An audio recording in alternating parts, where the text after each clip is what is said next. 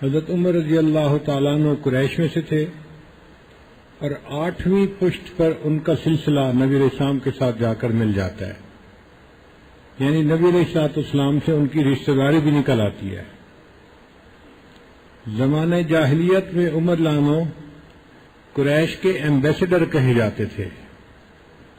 جب کسی قبیلے سے بات کرنی ہوتی، کوئی پیغام دینا ہوتا، تو اس کے لیے نمائندے کے طور پہ حضرت عمر لانو کو بھیجا جاتا تھا۔ تو حضرت عمر رضی اللہ تعالیٰ عنہ دوسرے قبائل میں جا کے قریش کی نمائندگی کرتے تھے۔ اس کی 2 وجوہات تھیں۔ ایک تو ان کا قد کاٹ بہت اچھا تھا، پرسنالٹی باروب تھی، خوبصورت تھی، اور دوسری بات پڑھے لکھے تھے، بات کرنے کا ملکہ تھا۔ تو قریش فخر محسوس کرتے تھے کہ ہمارے قبیلے میں سے ایک ایسا آدمی بات کے لیے گیا ہے کہ جو دیکھنے میں بھی ایک بہت اچھا انسان نظر آتا ہے۔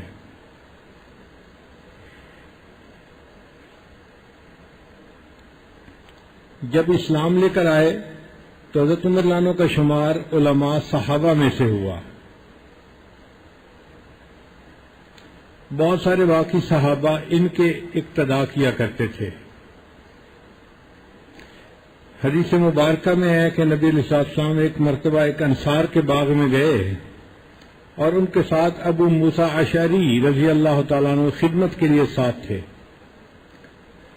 تو نبی علیہ السلام کی طبیعت بہت خوش تھی اور آپ گرمی سے ریلیکس ہونا چاہتے تھے، تو آپ صلی اللہ علیہ وسلم کنویں کی منڈیر پر اس طرح بیٹھے کہ آپ نے اپنی ٹانگیں مبارک جو تھی وہ کنویں کے اندر لٹکا لیں۔ کنویں کے اندر ٹانگیں لٹکا کے بیٹھیں تو گرمی کے موسم میں تھوڑا ٹھنڈک محسوس ہوتی ہے، تو اللہ کے حبیب صلی اللہ علیہ وسلم ٹھنڈک حاصل کرنا چاہتے تھے، اس لیے اس طرح کنویں کے اندر ٹانگیں لٹکا کر بیٹھ گئے۔ اب اس موقع پر اللہ تعالیٰ کی طرف سے نبی علیہ السلام کو خوشخبری ملی، تو آپ نے فرمایا ابو موسیٰ باغ کا دروازہ بند کر دو، کوئی آنے والا آئے تو پہلے مجھ سے پوچھو پھر دروازہ کھولو۔ چنانچہ انہوں نے دروازہ بند کر دیا۔ تھوڑی دیر کے بعد دروازہ کھٹکھٹایا گیا۔ ابو موسیٰ اشعری نے پوچھا کون؟ جواب آیا ابو بکر۔ تو انہوں نے پوچھا اے اللہ کے حبیب صلی اللہ علیہ وسلم، ابو بکر صدیق آئے ہیں۔ نبی علیہ السلام نے فرمایا باغ کا دروازہ بھی کھول دو اور ان کو جنت میں جانے کی بشارت بھی دے دو۔ پھر تھوڑی دیر کے بعد دروازہ کھٹکھٹایا گیا، پوچھا کون؟ عمر۔ نبی علیہ السلام نے دوبارہ پھر یہی فرمایا باغ کا دروازہ بھی کھول دو اور آنے والے کو جنت کی بشارت بھی دے دو۔ تو حضرت عمر رضی اللہ تعالیٰ عنہ عشرہ مبشرہ میں سے ہیں۔ اسی دنیا میں اللہ کے حبیب صلی اللہ علیہ وسلم نے ان کو بائی نیم جنت کی بشارت عطا فرما دی تھی۔ یہ بہت بڑی سعادت ہے کہ نبی علیہ السلام کی زبان فیض ترجمان سے کسی کو دنیا میں جنت کی بشارت مل جائے۔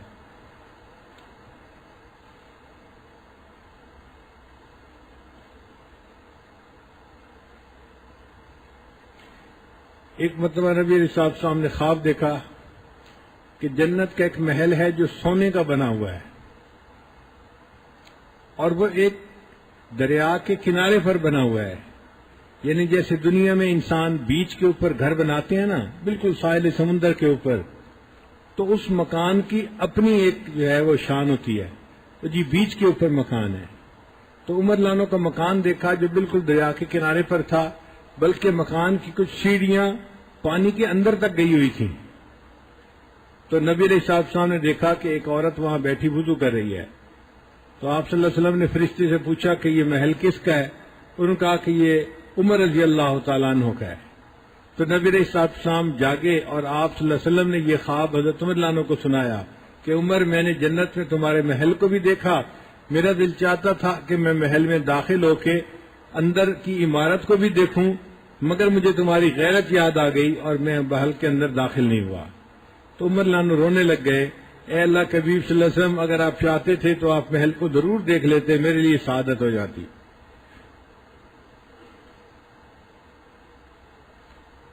ایک دفعہ نبی علیہ السلام احد پہاڑ کے اوپر تھے کہ پہاڑ میں ہلکا سا زلزلہ محسوس ہوا، تو نبی علیہ السلام نے فرمایا احد تو کیوں ہلتا ہے؟ تیرے اوپر ایک نبی ہے، ایک صدیق ہے اور 2 شہید موجود ہیں۔ اور پہاڑ کے اوپر ایک نبی علیہ السلام تھے جو نبی تھے، ایک ابو بکر صدیق لانو تھے جو صدیق تھے، اور ایک حضرت علی لانو اور حضرت عثمان لانو 2 صحابہ تھے، اور یہ دونوں شہید تھے۔ تو گویا ان کو زندگی میں نبی علیہ السلام کی زبان سے شہید ہونے کی بشارت نصیب ہو گئی تھی۔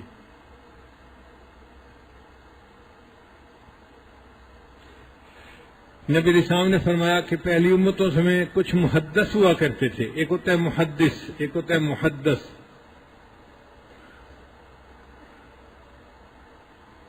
محدث کہتے ہیں جس بندے کو الہام ہو اور وہ الہام کے ذریعے سے باتیں کرے۔ تو نبی علیہ السلام نے فرمایا کہ میری امت کا محدث وہ عمر ابن الخطاب ہے، اللہ تعالیٰ ان کو الہام فرماتے ہیں اور وہ الہام کی بنیاد پر باتیں کرتے ہیں۔ حضرت عمر لانو کی یہ کتنی شان ہے کہ نبی علیہ السلام نے ان کی تصدیق فرمائی، تعریف فرمائی۔ پھر نبی علیہ السلام نے فرمایا اگر میرے بعد کوئی نبی آنا ہوتا، لو کان بعدی نبی لکان عمر، اگر میرے بعد کوئی نبی آنا ہوتا تو عمر کے اندر وہ صفات تھیں کہ ان کو نبوت کا درجہ نصیب ہوتا، لیکن اب چونکہ میں خاتم النبیین ہوں، میرے بعد کوئی نبی نہیں آئے گا۔ یہاں پر طلباء ایک سوال پوچھتے ہیں کہ نبی علیہ السلام نے حضرت ابوبکر صدیق کا نام کیوں نہیں لیا؟ حضرت مولانا یعقوب ننوتوی رحمۃ اللہ سے طلباء نے پوچھا، حضرت نبی علیہ السلام نے جو فرمایا لو کان بعدی نبی لکان عمر، تو ابو بکر کا نام کیوں نہیں لیا؟ تو مولانا یعقوب ننوتوی رحمۃ اللہ نے جواب دیا کہ دیکھو ابو بکر صدیق لانو کو نبی علیہ السلام کے ساتھ میت کبریٰ حاصل تھی، وہ تو نبی علیہ السلام کے ساتھ تھے، جڑے ہوئے تھے، اور یہاں نبی علیہ السلام فرماتے ہیں بعدی، تو بعد میں اگر دیکھیں تو وہ تو عمر ہی بچتے ہیں، اس لیے نبی علیہ السلام نے عمر لانو کا نام لے دیا۔ نبی علیہ السلام نے فرمایا عمر جس راستے پر چلتا ہے شیطان اس راستے کو چھوڑ دیتا ہے۔ الحق کو ینطلق علی لسان عمر، عمر کی زبان کے اوپر حق بولتا ہے، سچ ہوتا ہے عمر کی زبان کے اوپر۔ ایک مرتبہ کفار نے، قریش مکہ نے نبی علیہ السلام کے ساتھ بہت بدتمیزی کی۔ نبی علیہ السلام اس بات پر بہت غمزدہ تھے۔ نبی علیہ السلام کے چچا تھے حضرت حمزہ رضی اللہ تعالیٰ عنہ، وہ چچا بھی تھے لیکن چونکہ ایج گروپ ایک تھا تو نبی علیہ السلام کے دوست بھی تھے، تو نبی علیہ السلام کے ساتھ ان کا 2 طرح کا تعلق تھا، رشتے میں چچا لگتے تھے مگر آپس میں دوست تھے، ایک دوسرے سے دوستی بہت زیادہ تھی۔ حضرت حمزہ رضی اللہ عنہ شکار کھیلنے کے لیے گئے ہوئے تھے، جب واپس تشریف لائے تو لوگوں نے ان کو بتایا کہ آج ابو جہل نے نبی علیہ الصلوۃ والسلام کو بہت ایذا پہنچائی، بہت ستایا ہے۔ تو حمزہ رضی اللہ عنہ کو بہت اس پر جو ہے غصہ آیا، وہ اپنی تلوار لے کر چلے اور ابو جہل کو تلاش کیا۔ ابو جہل ایک جگہ پر کفار کے مجمع میں بیٹھا ہوا تھا، انہوں نے پوچھا کہ کیا تم نے میرے بھتیجے کو بہت تکلیف پہنچائی ہے، اور تلوار الٹی کر کے اس کے سر کے اوپر ماری۔ ایک ہوتا ہے نا تلوار کا تیز ایج، وہ تو کاٹ کے رکھ دیتا ہے، ایک اس کی دوسری سائیڈ ہوتی ہے، وہ انسان کو قتل تو نہیں کرتی لیکن اس کو زخمی کر دیتی ہے۔ تو حضرت حمزہ رضی اللہ عنہ نے سارے مجمع کے سامنے تلوار الٹی کر کے ابو جہل کے سر کے اوپر ماری، جس سے اس کا خون نکل آیا، مگر ابو جہل کہنے لگا کہ حمزہ سے بدلہ مت لینا، اگر ایسا کرو گے تو بنو ہاشم سے تمہیں لڑنا پڑے گا اور یہ لڑائی مہنگی پڑ جائے گی۔ تو انہوں نے اس کو اگنور کر دیا۔ حضرت حمزہ رضی اللہ عنہ اس کے بعد نبی علیہ السلام کے پاس آئے کہ میں جا کر اپنے بھتیجے کو خوشخبری سنا دوں۔ نبی علیہ السلام دار ارقم میں تھے تو حضرت حمزہ رضی اللہ عنہ بھی آ گئے، خوش ہو کر سامنے بیٹھے۔ اب اپنی طرف سے تو حمزہ رضی اللہ عنہ ایک بڑا کام کر کے آئے تھے کہ انہوں نے آپ کو ستایا اور میں اس کا بدلہ لے لیا۔ انہوں نے پورا واقعہ سنایا کہ مجھے پتہ چلا کہ آپ کے ساتھ بدتمیزی ہوئی ہے تو میں نے آپ کا بدلہ اس سے لے لیا، وہ زخمی ہو گیا، اس کا خون نکل آیا۔ یہ سن کر نبی علیہ الصلوۃ والسلام خاموش رہے۔ تو حمزہ رضی اللہ عنہ نے محسوس کیا کہ نبی علیہ السلام کو میری بات سن کے خوشی نہیں ہوئی، تو انہوں نے پوچھا اے اللہ کے حبیب صلی اللہ علیہ وسلم کیا آپ کو میری بات سن کے خوشی نہیں ہوئی؟ تو نبی علیہ السلام نے فرمایا نہیں، مجھے کوئی خوشی نہیں ہوئی، خوشی تو مجھے تب ہوگی جب تو کلمہ پڑھ کے مسلمان ہو جائے گا۔ تو حضرت حمزہ رضی اللہ عنہ نے اسی وقت کلمہ پڑھا اور وہ مسلمان ہو گئے۔ تو یہ 39ویں مسلمان تھے۔ اب حمزہ رضی اللہ عنہ کا اسلام قبول کرنا ایک بڑی بات تھی، معاشرے میں ان کا وقار تھا، ان کی عزت تھی، ان کا احترام تھا، اور کفار کی نظر میں ایک ایسے اہم آدمی کا مسلمان ہو جانا مسلمانوں کی بڑی تقویت تھی۔ اب یہ واقعہ سارا پورے مکہ مکرمہ کے اندر گردش کر رہا تھا کہ جی حمزہ نے یہ کیا اور ابو جہل کو مارا اور یہ ہوا اور وہ ہوا۔ یہ بات جب عمر رضی اللہ عنہ کو پہنچی تو وہ بڑے حیران ہوئے کہ یہ روز روز کا کیا قصہ ہے، چلو میں اٹھتا ہوں اور میں جا کے مسلمانوں کے پیغمبر ہی کو قتل کر دیتا ہوں، نہ رہے بانس نہ بجے بنسری، نہ وہ بتوں کے خلاف باتیں کر سکیں گے اور نہ کوئی جھگڑا ہوگا آپس میں۔ چنانچہ وہ اپنی تلوار، اپنی کمان اور اپنا نیزہ تینوں چیزیں لے کر نکلے کہ پتہ نہیں لڑائی کا انداز کیا ہوگا، میں تینوں چیزیں لے لیتا ہوں۔ اور غصے میں تھے اور وہ چاہتے تھے کہ کہیں نبی علیہ الصلوۃ والسلام کو دیکھیں اور آپ صلی اللہ علیہ وسلم کو شہید کر دیں۔ اللہ کی شان دیکھیں کہ ایک اور جو ہے صحابی تھے، ان سے ملاقات ہوئی، سلام دعا ہوئی، انہوں نے پوچھا عمر غصے میں نظر آتے ہیں؟ ہاں میں غصے میں ہوں۔ کیا ہوا؟ بس میں چاہتا ہوں کہ میں جاؤں اور مسلمانوں کے پیغمبر علیہ الصلوۃ والسلام کا کام تمام کر دوں۔ جب یہ کہا تو اس نے آگے سے کہا تم ان کی بات کرتے ہو، جو اپنے گھر کی خبر لو، تمہاری بہن اور تمہارا بہنوئی وہ مسلمان ہو چکے ہیں۔ حضرت عمر رضی اللہ عنہ تو اس بات کا تصور بھی نہیں کر سکتے تھے کہ ان کے گھر کے لوگ اسلام قبول کریں، چنانچہ انہوں نے رخ بدلا اور اپنی بہن کے گھر پہنچ گئے۔ ان کے بہنوئی تھے حضرت سعید رضی اللہ تعالیٰ عنہ۔ انہوں نے دروازہ کھولا، عمر رضی اللہ عنہ اندر داخل ہوئے، غصے میں تھے، اپنے بہنوئی کو کہنے لگے کہ میں نے سنا ہے کہ آپ لوگ مسلمان ہو گئے ہیں، ان کا اگر اسلام سچ ہو تو پھر مسلمان ہونے میں کیا حرج ہے؟ بس یہ سنتے ہی انہوں نے اس کو مارنا شروع کر دیا اپنی کمان سے۔ حضرت عمر رضی اللہ عنہ کی بہن بھی قریب تھیں، وہ آگے بڑھی اور اپنے خامن کو بچانے لگی، تو حضرت عمر رضی اللہ عنہ نے اپنی بہن کے زور کا تھپڑ لگایا تو وہ نیچے جا گری۔ جب اٹھی تو ان کی آنکھوں میں آنسو بھی تھے، تکلیف بھی ہو رہی تھی، رو رہی تھی۔ تو انہوں نے کہا کہ تم میرے خامد کو کیوں مار رہے ہو؟ عمر اللہ نے کہا کہ تمہاری جرأت کیسے ہوئی کہ تم لوگ مسلمان ہو جاؤ بغیر میرے کہے؟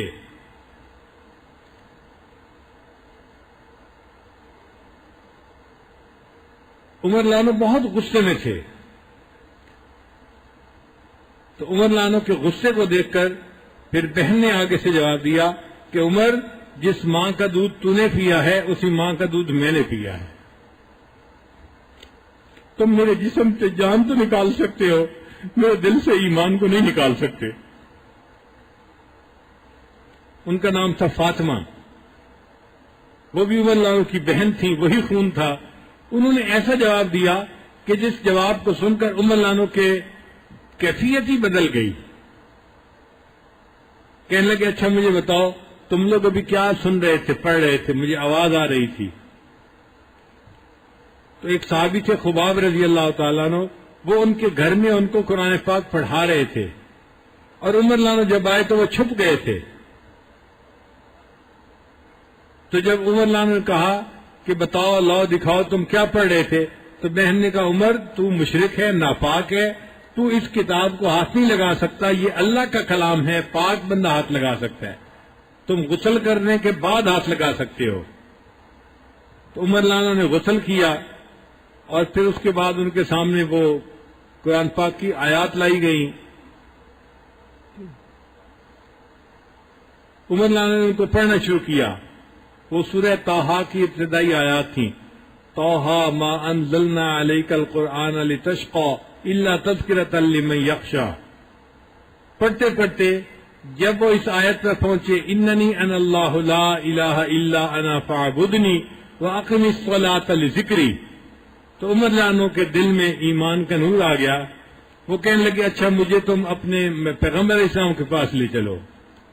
جب انہوں نے یہ الفاظ کہے کہ مجھے اپنے پیغمبر اسلام کے پاس لے چلو تو خباب لانو جو چھپے ہوئے تھے وہ بھی نکل کے آ گئے اور کہنے لگے عمر مبارک ہو، میں نے اپنے پیارے حبیب صلی اللہ علیہ وسلم کو دعا کرتے ہوئے دیکھا ہے تمہارے بارے میں، اللہ عمر بن خطاب کو ہدایت عطا فرما دے. میرے آقا صلی اللہ علیہ وسلم کی دعا قبول ہو گئی اور اللہ نے تمہیں ایمان کے لیے قبول فرما لیا. چنانچہ عمر لانو ہاتھ میں تلوار لے کر دار ارقم پہنچے. دار ارقم میں نبی علیہ السلام بھی موجود تھے اور صحابہ کرام بھی آپ کے ساتھ موجود تھے. دروازہ کھٹکھٹایا گیا. ایک صحابی نے اندر سے دیکھا سوراخ میں سے، تو انہوں نے دیکھا کہ عمر لانو کھڑے ہیں اور ہاتھ میں ننگی تلوار ہے. تو عمر لانو سے تو سب لوگ ڈرتے تھے. وہ حیران ہو کر بتانے لگے کہ دروازے پر عمر کھڑا ہے اور اس کے ہاتھ میں ننگی تلوار ہے. تو حمزہ لانو کہنے لگے فکر کی بات نہیں ہے، دروازہ کھول دو. اگر اچھی نیت سے آیا ہے تو اس کا آنا اللہ قبول کریں گے، اور اگر کوئی اور ارادہ لے آیا ہے تو میں اسی کی تلوار سے اس کی گردن کو اڑا کے رکھ دوں گا. کیونکہ حمزہ لانو بھی بہت بہادر تھے. اللہ کے حبیب صلی اللہ علیہ وسلم نے ان کو سید الشہداء کا خطاب عطا فرمایا. تو حضرت عمر لانو کے لیے دروازہ کھول دیا گیا. حضرت عمر لانو گھر میں داخل ہوئے، لیکن ان کے انداز بدلے ہوئے تھے. وہ پہلے والی سختی، وہ جو طبیعت کے اندر ایک روب تھا اور سختی تھی وہ نہیں تھی. اب عاجزی تھی طبیعت کے اندر. چنانچہ نبی علیہ السلام کے پاس آ کر کھڑے ہو گئے. نبی علیہ السلام نے ان کو یہاں انسان کے جہاں کرتا اور شلوار ملتے ہیں، کرتا اور تہبند ملتے ہیں، بے مجامع قمیص ہی، اس جگہ سے ان کو پکڑ کے فرمایا تو کب تک کلمہ نہیں پڑھے گا؟ یہ میرے آقا صلی اللہ علیہ وسلم کی دعا تھی کہ جب نبی علیہ السلام نے یہ فرمایا تو عمر لانو نے کلمہ پڑھا اور وہ مسلمان ہو گئے. جب انہوں نے کلمہ پڑھا صحابہ کو اتنی خوشی ہوئی کہ سب نے مل کر اللہ اکبر کا نعرہ لگایا. اس نعرے کی آواز مکہ مکرمہ کے لوگوں نے بھی سنی، باہر کے یعنی یہ آواز گھر سے باہر تک گئی، گلی تک گئی، لوگوں نے سنا کہ اللہ اکبر کا نعرہ لگایا. خیر عمر لانو مسلمان ہو گئے. پھر تھوڑی دیر کے بعد عمر لانو نے نبی علیہ السلام سے پوچھا اے اللہ کے حبیب صلی اللہ علیہ وسلم ہمیں اب نماز نہیں پڑھنی؟ فرمایا پڑھنی ہے. تو اے اللہ کے حبیب صلی اللہ علیہ وسلم ہم یہاں گھر میں کیوں نماز پڑھیں؟ ہم چلتے ہیں اور چل کے مسجد کے اندر، حرم کے اندر جا کے نماز پڑھتے ہیں. اس وقت تک مسلمانوں کی اتنی طاقت نہیں تھی کہ وہ مسجد میں جا کے نماز ادا کر سکیں، وہ گھر میں چھپ کے پڑھ لیا کرتے تھے. لیکن عمر لانو تو نڈر تھے، بہادر تھے، کسی سے نہیں ڈرتے تھے. وہ کہنے لگے اب چھپنے کی کیا ضرورت ہے. چنانچہ نبی علیہ الصلوۃ والسلام کو لے کر وہ حرم شریف میں آئے. 2 لائنیں بنی ہوئی تھیں.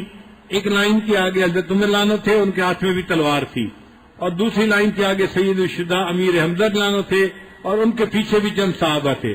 اس طرح دونوں طرف جو ہے نا 2 لائنیں تھیں اور نبی علیہ السلام ان کے ساتھ تھے. اور نبی علیہ السلام مسجد میں تشریف لائے اور مسجد میں عمر لانو نے اعلان کیا جو بندہ چاہتا ہے کہ اپنی بیوی کو بیوہ کروائے اور اپنے بچوں کو یتیم کروائے وہ آئے میرے ساتھ لڑنے کے لیے، میں تیار ہوں. مگر لوگ عمر لانو کو جانتے تھے اور ان کی بہادری اور ان کی شجاعت سے واقف تھے. کسی میں ہمت نہ ہوئی کہ عمر لانو کے سامنے آئے. حضرت عمر لانو کی موجودگی میں نبی علیہ السلام نے مسجد حرام میں، بیت اللہ میں آپ سمجھیں کہ نماز ادا فرمائی، اور اسلام اور کفر کے درمیان ایک واضح فرق ہو گیا. اس فرق کی وجہ سے ان کا لقب فاروق پڑ گیا. وہ عمر فاروق کہلائے. وہ اسلام اور کفر کے درمیان فرق کرنے والے تھے. اللہ تعالیٰ نے ان کی وجہ سے اسلام کو قوت عطا فرما دی تھی. چنانچہ ان کی زندگی کے بارے میں حضرت عبداللہ بن مسعود لانو کا ایک قول ہے جس میں انہوں نے عمر لانو کی پوری زندگی کا نقشہ سمیٹ کر رکھ دیا گیا. وہ فرمایا کرتے تھے ان اسلام عمر کان فتحن، کہ عمر لانو کا اسلام قبول کرنا اسلام کی فتح تھی. وَإِنَّ هِجْرَتُهُ كَانَتْ نَصْرًا، اور ان کا ہجرت کرنا مکہ سے مدینہ یہ اسلام کی مدد تھی. وَإِنَّ أَمَارَتُهُ كَانَ رَحْمَةً، اور ان کا امیر المومنین بننا، خلیفہ بننا امت کے لیے یہ رحمت تھی۔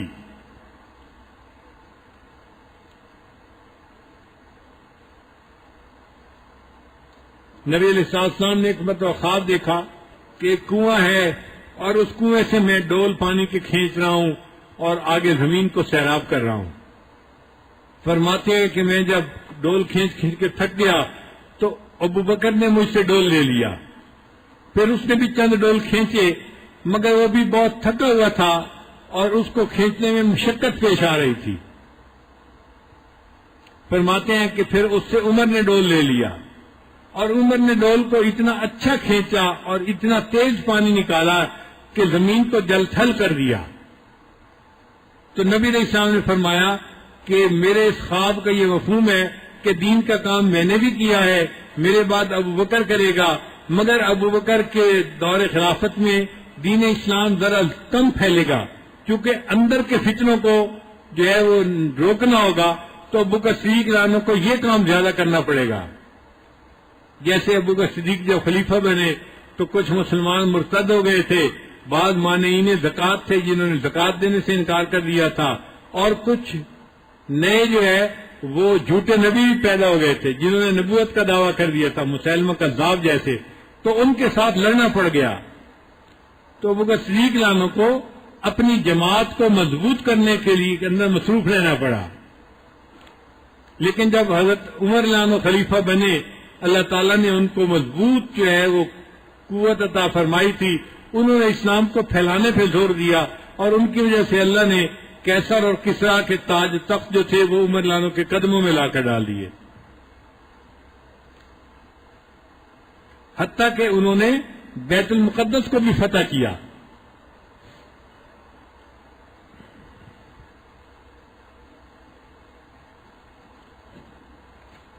ان کے امیر لشکر تھے ابو عبیدہ ابن جراح رضی اللہ تعالیٰ عنہ، وہ بھی عشرہ مبشرہ میں سے ہیں۔ نبی علیہ السلام نے ان کو امین ہذہ الامہ فرمایا کہ میری ہر امت کا کوئی امین ہوتا ہے، میری امت کا امین ابو عبیدہ ابن جراح ہے۔ ان کو عمر لانو نے اپنی فوج کا امیر بنایا تھا۔ جب انہوں نے بیت المقدس کا محاصرہ کیا تو یہودی اندر سمٹ گئے۔ کچھ دنوں کے بعد یہودیوں نے پیغام بھیجا، آپ ہمارے ساتھ لڑائی مت کریں، ہماری کتابوں میں نشانیاں موجود ہیں کہ کون بیت المقدس کا فاتح بنے گا، تم اپنے خلیفہ کو بلاؤ، ہم ان نشانیوں کو دیکھیں گے، اگر نشانیاں ہوئیں تو ہم خود اپنی چابی بیت المقدس کی ان کے حوالے کر دیں گے، اور اگر نشانیاں ان کے اندر نہ ہوئیں تو ہم تمہارے ساتھ مقابلہ کریں گے، تم ہم سے کبھی بھی یہ چابیاں نہیں لے سکتے۔ تو ابو عبیدہ ابن جراح نے حضرت عمر لانو کو خط لکھا، اے امیر المومنین، آپ اگر تشریف لائیں تو زیادہ بہتر ہے کہ لڑائی کی بجائے صلح سے مسئلہ حل ہو جائے گا۔ حضرت عمر لانو جانا چاہتے تھے، حضرت علی لانو سے مشورہ کیا، حضرت علی لانو نے کہا کہ گرمی بہت ہے اور آپ سفر کریں گے اور معاملہ تو اللہ کے اختیار میں ہے، آپ دیکھ لیں، جانا چاہیں تو جائیں اور رکنا چاہیں تو رک جائیں، ہمیں آپ کی یہاں زیادہ ضرورت ہے۔ اصل میں علی لانو جانتے تھے کہ عمر لانو جیسا شخص اور کوئی موجود نہیں ہے امت کو سنبھالنے والا، اگر ان کو کچھ ہو گیا تو اسلام کا کیا بنے گا، اس لیے وہ چاہتے تھے کہ یہ مرکز میں رہیں اور یہاں رہ کر کام کریں، صبر نہ کریں۔ مگر عمر لانو نے ارادہ کر لیا جانے کا، چنانچہ عمر لانو چلے تو اس وقت ان کے کپڑے کے اوپر 12 پیوند لگے ہوئے تھے۔ وقت کے خلیفہ نے جو کپڑے پہنے ہوئے تھے تو 12 پیوند لگے ہوئے تھے، اور ایک پیوند جو تھا چمڑے کا بھی تھا، اور ان کے پاس ایک اونٹنی تھی، وہ بڑی کمزور سی تھی۔ انہوں نے ایک غلام کو ساتھ لیا اور چلنے لگے۔ صحابہ نے عرض کیا کہ آپ اچھے کپڑے پہن لیجئے، ہمارے پاس موجود ہیں۔ اس وقت تو اسلام کو اللہ نے فتوحات عطا فرمائی ہیں، اور ان فتوحات کی وجہ سے بیت المال کے اندر بہت کچھ ہے، غربت کا وقت نہیں ہے۔ آپ اسلام کی نمائندگی کریں گے تو آپ بہتر ہے کہ اچھا لباس پہن کر جائیں۔ کافروں کے دل پر روب پڑے کہ مسلمانوں کو بھی اللہ تعالیٰ نے دنیا کی یہ سب نعمتیں عطا فرما دی ہیں، اور جو تاثر ہے نا کہ مسلمان کمزور ہیں اور غریب ہیں، یہ ختم ہونا چاہیے۔ چنانچہ حضرت عمر رضی اللہ عنہ نے وہ کپڑے پہن تو لیے، ان کے لیے پھر ایک ابلک گھوڑا منگایا گیا۔ جب حضرت عمر رضی اللہ عنہ اس ابلک گھوڑے پر بیٹھے تو تھوڑی دیر کے بعد پھر نیچے اتر گئے۔ غلام نے پوچھا امیر المومنین نیچے کیوں اترے؟ فرمایا کہ میرے دل کی کیفیت بدل گئی اور میرے دل نے مجھے کہا کہ نہیں، مجھے اپنی اونٹنی پہ سفر کرنا چاہیے اور وہی کپڑے پہننے چاہیے جو میرے ذاتی ہیں۔ چنانچہ حضرت عمر رضی اللہ عنہ نے اپنے کپڑے بدل لیے اور انہی کپڑوں کے ساتھ جو آپ کے تھے اونٹنی کے اوپر سفر کیا، اور اپنے غلام کے ساتھ طے کیا کہ 1 میل میں اونٹنی پر سوار ہوں گا، آپ پیدل چلیں گے، اور دوسری مرتبہ آپ سوار ہونا اور میں پیدل چلوں گا۔ اس نے کہا کہ میں تو غلام ہوں، آپ اونٹنی پر بیٹھے، میں چلتا رہوں گا پیدل۔ فرمایا اگرچہ تم غلام ہو لیکن انسان تو ہو، جیسے میں تھکوں گا مجھے مشقت پہنچے گی، ایسے تمہیں بھی مشقت پہنچے گی اور تم بھی تھکو گے، لہذا یہ مناسب نہیں کہ میں اونٹ پر سفر کروں اور تم چلتے رہو، ایک ایک منزل کا حساب کر لیتے ہیں۔ غلام اس کے اوپر تیار ہو گیا۔ اللہ تعالیٰ کی شان دیکھیں، سفر کٹتا رہا، عین جب آخری 1 میل تھا جہاں پہ یہودیوں کے راہب اور بڑے بڑے جو تھے وہ ربائی وہ موجود تھے، تو وہ 1 میل کا سفر غلام کے اونٹنی پر بیٹھنے کا تھا اور حضرت عمر رضی اللہ عنہ کے پیدل چلنے کا تھا۔ تو عمر رضی اللہ عنہ نے اونٹنی کی رسی کو پکڑ لیا، اور اونٹنی کو جو مہار تھی وہ بھی چمڑے کی نہیں تھی بلکہ عام جیسے چھال ہوتی ہے نا کھجور کی، اس کی بنی ہوئی رسی تھی جو بہت معمولی سمجھی جاتی ہے۔ تو عمر رضی اللہ عنہ نے وہ مہار پکڑ لی اور پیدل چلنا شروع کر دیا، اور اونٹنی کے اوپر غلام بیٹھا ہوا تھا۔ اس حال میں جب وہاں پہنچے تو یہودیوں کے جو علماء تھے انہوں نے اپنی کتاب تورات کو نکالا اور عمر رضی اللہ عنہ کی نشانیاں اس میں دیکھی، تو اس میں ہو بہو یہی نشانیاں رکھی ہوئی تھی کہ عمر رضی اللہ عنہ کے کپڑے کے اوپر پیون لگے ہوئے ہوں گے اور ان کا غلام اونٹنی پہ سوار ہوگا اور وہ خود اونٹنی کی مہار پکڑ کے پیدل چل کے آ رہے ہوں گے۔ جب انہوں نے تمام نشانیاں عمر رضی اللہ عنہ کے اندر دیکھ لی تو بغیر لڑائی کے انہوں نے چابیاں حوالے کر دی اور حضرت عمر رضی اللہ عنہ بیت المقدس کے فاتح بن گئے۔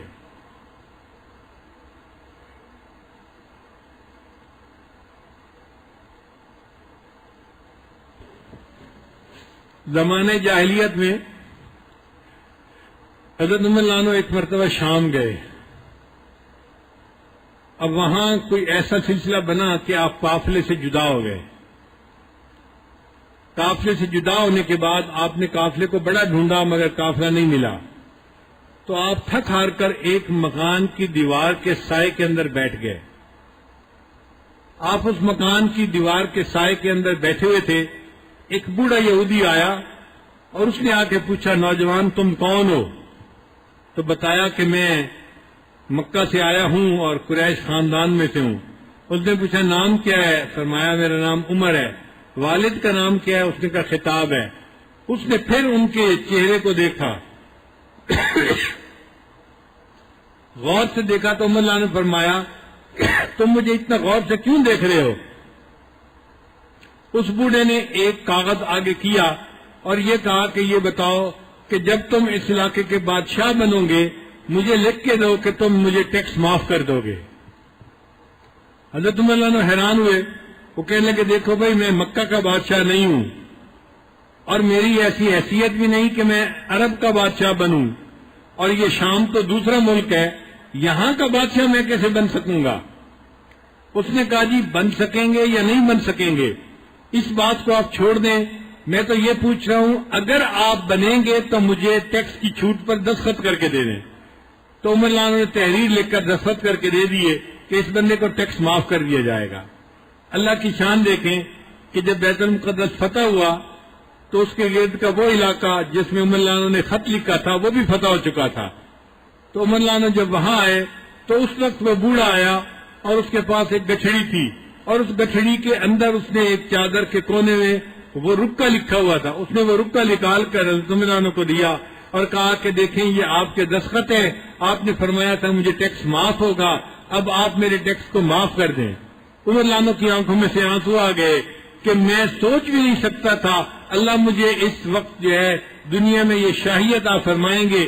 یہ اسلام کی عظمت ہے کہ اللہ نے اس کے صدقے مجھ جیسے بندے کو وقت کا امیر المومنین بنا دیا۔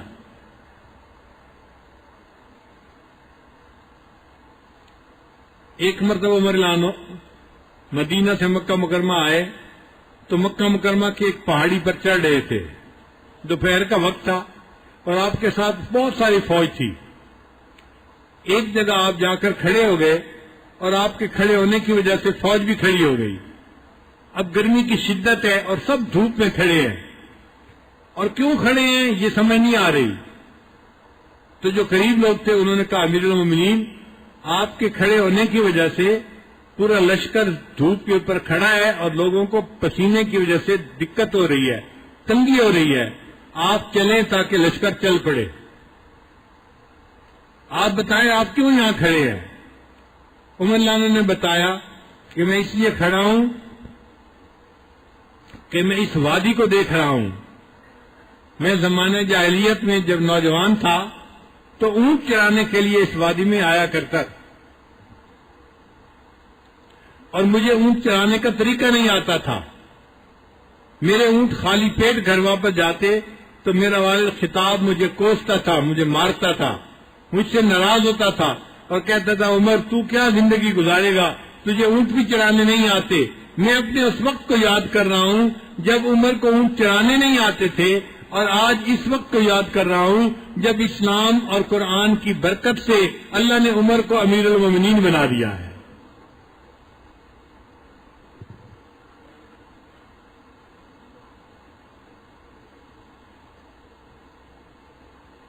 عمر لانو کو اللہ تعالی نے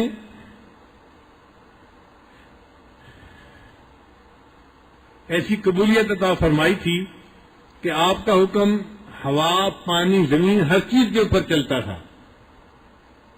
اس کو کہتے ہیں مقام تسخیر۔ تو عمر لانو کو اللہ تعالی نے مقام تسخیر عطا فرمایا تھا۔ حدیث پاک میں ہے کہ مدینہ طیبہ میں کھڑے تھے، زمین میں زلزلہ آیا، ہلنے لگی، تو عمر لانو نے زمین کے اوپر پاؤں مارا اور کہا اے زمین تو کیوں ہلتی ہے؟ کیا عمر نے تیرے اوپر عدل قائم نہیں کیا؟ پاؤں مارنے سے زمین رک گئی، زلزلہ ختم ہو گیا، یعنی زمین نے بھی ان کی بات کو مان لیا۔ پھر ایک مرتبہ عمر لانو جمعے کا خطبہ دے رہے تھے، خطبے کے دوران انہوں نے فرمایا یا ساریۃ الجبل، اے ساریہ پہاڑ کی طرف دھیان رکھنا۔ ساریہ ایک صحابی تھے، وہ اسلامی لشکر کے اندر گئے ہوئے تھے اور اپنے یعنی گروپ کے امیر تھے۔ وہ سینکڑوں میل مدینہ سے دور تھے۔ اللہ کی شان کہ ان کو یہ آواز سنائی دی، عمر لانو کی آواز پہنچی کہ پہاڑ کی طرف کا دھیان رکھنا۔ وہ جس لشکر سے دشمن سے لڑنا چاہتے تھے اصل میں وہ پہاڑ کے پیچھے سے ان کے اوپر حملہ کرنا چاہتا تھا، ان کو نقصان پہنچانا چاہتا تھا۔ جب عمر لانو کی انہوں نے آواز سنی تو انہوں نے پہاڑ کی طرف دھیان کیا اور ان کو لشکر آتا نظر آیا تو وہ ان کے نقصان سے بچ گئے اور اللہ نے مسلمانوں کو فتح عطا فرمائی۔ تو عمر لانو کا یہ پیغام ہوا نے سینکڑوں میل دور تک پہنچا دیا۔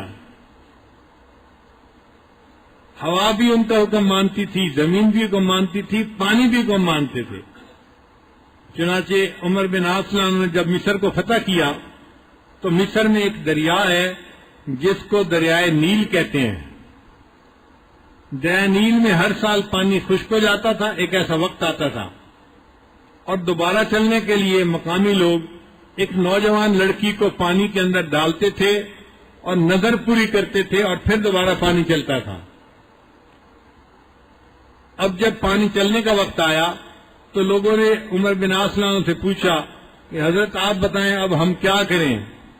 عمر بن عاص نے حضرت عمر لانو کو خط لکھا، امیر المومنین یہاں پر یہ ایک رسم ہے کہ یہ ایک لڑکی کو پانی میں ڈالتے ہیں اور تب پانی چلتا ہے، ہم مسلمان ہیں، ہم ان رسوم پہ عمل نہیں کر سکتے، ہمیں بتائیں ہم کیا کریں۔ عمر لانو نے ایک چھوٹا سا پرچہ لکھا، خط لکھا دریائے نیل کے نام، اے دریائے نیل اگر تو اپنی مرضی سے چلتا ہے تو نہ چل، اور اگر اللہ کی مرضی سے چلتا ہے تو امیر المومنین عمر تجھے حکم دیتا ہے کہ تو چلنا شروع کر، اور ساتھ پیغام دیا کہ میرے اس خط کو دریائے نیل کے پانی کے اندر ڈال دیا جائے۔ جب وہ رکا پانی کے اندر ڈالا گیا، دریائے نیل کا پانی چلنا شروع ہوا، اس وقت سے چل رہا ہے، اس کے بعد آج تک دریائے نیل کا پانی ختم نہیں ہوا۔ تو عمر لانو کا حکم ہوا نے مانا، پانی نے مانگا، زمین نے مانا، آگ نے مانا۔ ایک مرتبہ ایک آگ پہاڑ کی غار سے نکلی اور مدینہ طیبہ طرف بڑھنے لگ گئی، قریب تھا کہ وہ شہر کے اندر تک پھیل جاتی۔ حضرت عمر لانو نے تمیم داری لانو کو بلایا اور ان کو فرمایا کہ آپ جائیں اور جا کر اس آگ کو واپس اسی جگہ کر دیں جہاں سے نکلی تھی۔ انہوں نے 2 رکعت نفل پڑھے، اللہ سے دعا مانگی اور آگ کے قریب پہنچے تو جو اپنا کرتا، اپنا رومال تھا، وہ انہوں نے اپنی چادر کو ہاتھ میں پکڑا اور آگ کو اس طرح مار رہے تھے جیسے کسی جانور کو چھانٹے سے مارتے ہیں۔ ان کے چھانٹے کے مارنے سے آگ سمٹنا شروع ہوئی، جہاں سے نکلی تھی وہیں پر واپس چلی گئی۔ تو عمر لانو کا حکم آگ پہ چلا، پانی پہ چلا، زمین پہ چلا، ہوا پہ چلا۔ اللہ نے ان کو مقام تسخیر عطا فرمایا تھا۔ ان کی زندگی کے اندر احتیاط بہت تھی۔ چنانچہ رات کا وقت تھا، ان کو ملنے کے لیے حضرت علی لانو آئے۔ عمر لانو نے پوچھا، علی کوئی کام ہے سرکاری یا ذاتی مشورے کے لیے آئے ہو؟ تو حضرت علی لانو نے فرمایا کہ نہیں، میں ویسے ہی آپ سے ملنے کے لیے آ گیا ہوں، کرٹسی کال ہے یہ۔ حضرت عمر لانو نے ان کو بٹھایا اور جو چراغ جل رہا تھا اس کو پھونک مار کے بجھا دیا۔ اب حضرت علی لانو بڑے حیران ہوئے، عمر مہمان کے آنے پر چراغ جلاتے ہیں، چراغ بجھاتے تو نہیں ہے، آپ نے بجھایا کیوں؟ عمر لانو نے جواب دیا، بھائی علی آپ نے بالکل ٹھیک کہا ہے، مہمان کے آنے پہ چراغ جلاتے ہیں، مگر مسئلہ یہ ہے آپ ذاتی ملاقات کے لیے آئے ہیں، ہمیں زیب نہیں دیتا ہم ذاتی ملاقات کرتے رہیں اور بیت المال کے پیسے کا تیل جلتا رہے، اس لیے میں نے چراغ بجھا دیا۔ ہم نے ذاتی باتیں کرنی ہیں، ہمیں بیت المال کے پیسے کو استعمال کرنے کی اب اجازت نہیں ہے۔ اتنا احتیاط فرمایا کرتے تھے بیت المال کے معاملے میں۔ ایک مرتبہ بہت سارا غنیمت کا مال آیا اور اس میں بہت سارا عطر تھا، خوشبو تھی، جس کو تقسیم کرنا تھا۔ تو عمر لانو کی بیوی نے کہا کہ امیر المومنین اس کو میں تقسیم کر دیتی ہوں عورتوں میں۔ فرمانے کہ نہیں، تم نہ کرو، کوئی اور عورت کرے۔ تو بیوی نے پوچھا کہ آخر کیا وجہ ہے؟ یہ کام میں بھی تو کر سکتی ہوں، میں بالکل برابر برابر تقسیم کروں گی سب عورتوں میں۔ عمر لانو نے کہا تم برابر برابر تو تقسیم کرو گی، لیکن تقسیم کے وقت جو خوشبو تم خود سونگو گی، میں نہیں چاہتا کہ میری بیوی بیت المال سے یہ خوشبو بغیر وجہ کے سونگے۔ اتنی احتیاط تھی بیت المال کے معاملے میں۔ اس کی وجہ سے اللہ رب العزت نے ان کی ذات میں ایسی برکتیں عطا فرمائی تھیں، ان کے ہاتھ پہ اسلام پھیلتا چلا گیا اور وہ اسلام کے پھیلانے والے بن گئے۔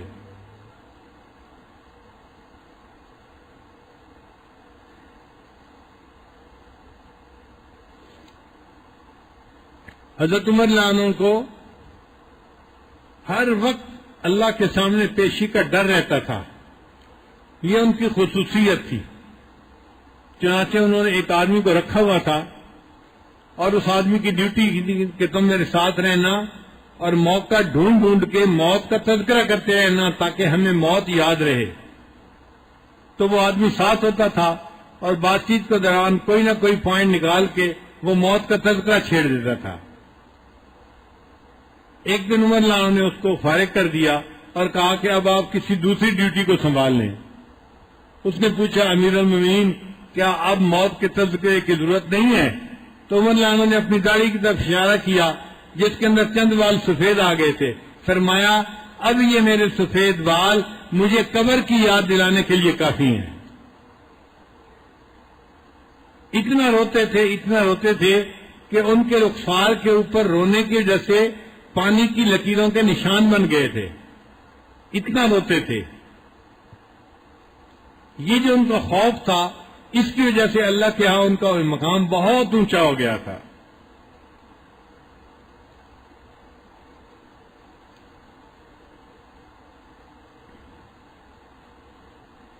ایک مرتبہ انہوں نے حذیفہ رضی اللہ عنہ کو بلوایا اور فرمایا حذیفہ مجھے پتہ ہے کہ نبی علیہ السلام نے آپ کو منافقین کے نام بتائے اور یہ بھی پتہ ہے کہ نبی علیہ السلام نے منع کر دیا تھا کہ منافقین کے نام کسی اور کو نہ بتانا. حذیفہ میں آپ سے منافقین کے نام نہیں پوچھتا، صرف اتنا بتا دے کہ کہیں عمر کا نام تو ان میں شامل نہیں ہے. آپ اندازہ لگائیے اتنا تقویٰ تھا، اتنی نیکی تھی، اتنی طبیعت کے اندر جو ہے وہ اللہ کے ہاں قبولیت تھی، اور پھر ڈر اتنا تھا کہ منافق ہونے کا شبہ ہوتا تھا. حذیفہ مجھے اتنا بتا دو کہ میرا نام تو شامل نہیں ہے. تو حذیفہ نے بتا دیا کہ نہیں، آپ کا نام اس میں شامل نہیں ہو سکتا.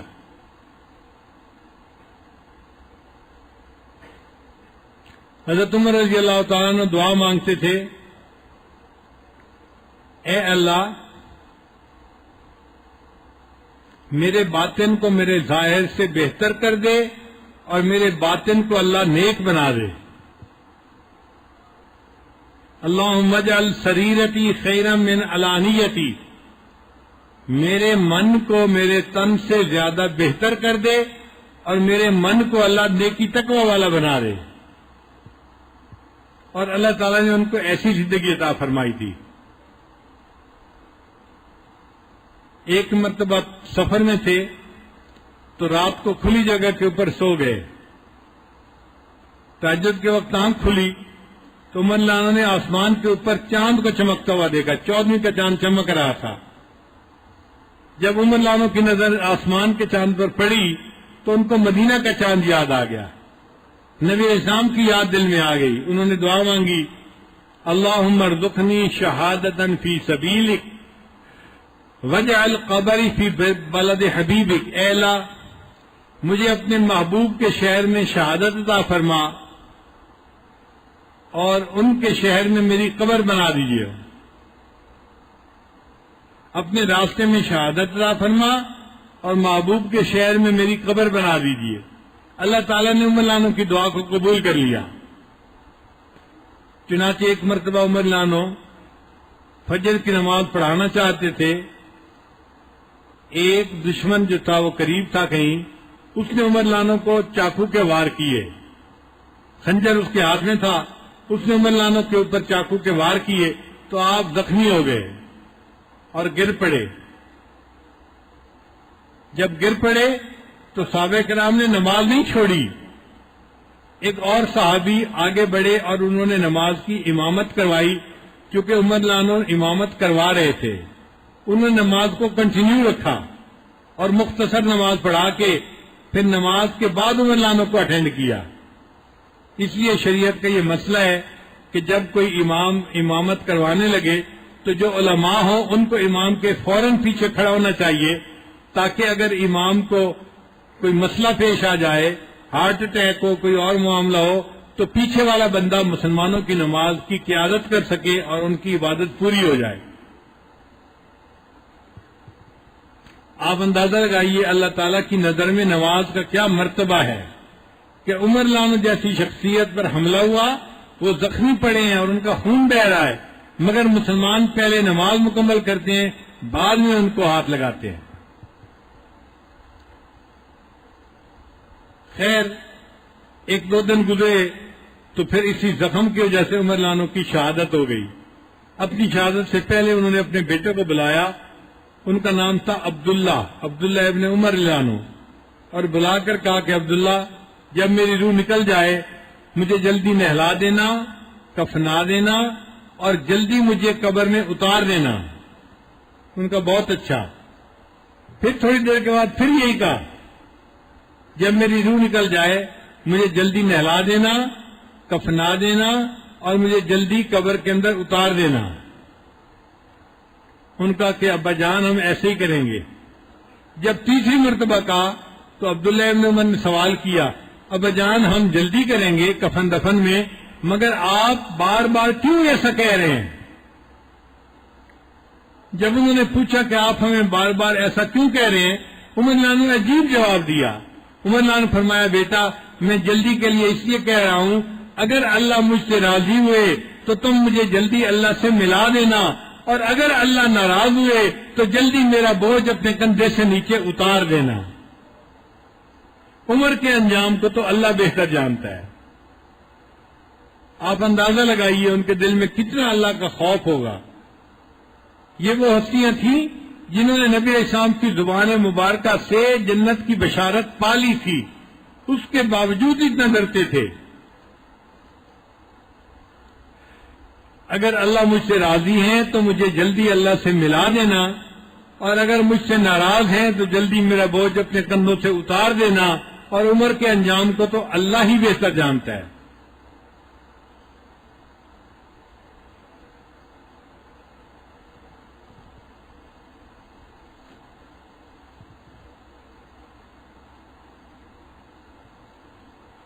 چنانچہ عمر لانو کے بارے میں چند اشعار ہیں۔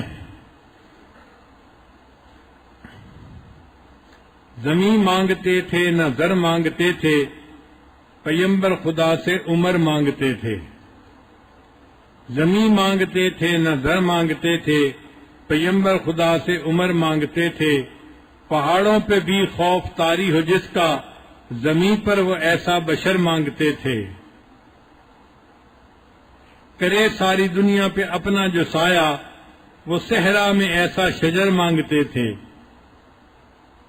جو دنیا میں سارے سروں پر ہو بھاری، وہ ایک ایسا آزاد سر مانگتے تھے۔ جو فردوس میں سب سے ہو خوبصورت، عمر کے لیے ایسا گھر مانگتے تھے۔ جدا ہو نہ منزل سے پہلے جو ایسا، جدا ہو نہ منزل سے پہلے جو ایسا، وہ اپنے لیے ہم سفر مانگتے تھے۔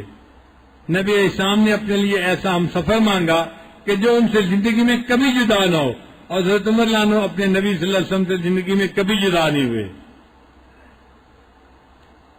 ان کے بارے میں شاعر کہتے ہیں، مرد جلال مرد ہنر بھیجنا پڑا، مرد جلال مرد ہنر بھیجنا پڑا، اونچے بدن پہ اونچا ہی سر بھیجنا پڑا۔ آئی صدائے کفر کسی سمت سے اگر، آئی صدائے کفر کسی سمت سے اگر، اس شخص کو اکیلا ادھر بھیجنا پڑا۔ بڑھنے لگا جو زور جہالت کی فوج کا، رومے زمین پہ رب کو عمر بھیجنا پڑا۔ بڑھنے لگا جو دور جہالت کی فوج کا، روئے زمین پہ رب کو عمر بھیجنا پڑا۔ سب سے بڑے نبی کی حفاظت کے واسطے، فولاد سے بھی سخت بشر بھیجنا پڑا۔ نبی علیہ السلام کی حفاظت کے لیے اللہ نے حضرت عمر لانو جیسی شخصیت کو دنیا میں بھیجا۔ اللہ تعالی ہمیں ان کی سچی محبت عطا فرمائے، اور جنت میں اللہ ہمیں ان کے قدموں میں جگہ عطا فرمائے۔ وآخر